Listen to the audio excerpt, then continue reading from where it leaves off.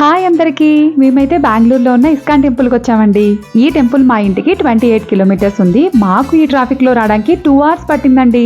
Temple అయితే చాలా బాగుంది. ఎంటర్ అయిన దగ్గర నుంచి హరే రామ హరే కృష్ణ మంత్రంతో మారిమోగిపోతుందండి.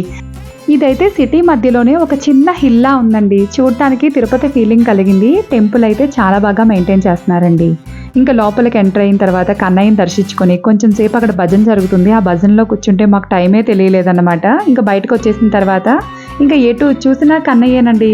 చాలా బాగున్నాయి విగ్రహాలు, కానీ కాస్ట్లు కూడా అలాగే ఉన్నాయి. అక్కడ చాలా రకాల ప్రసాదాలు కూడా అమ్ముతున్నారు.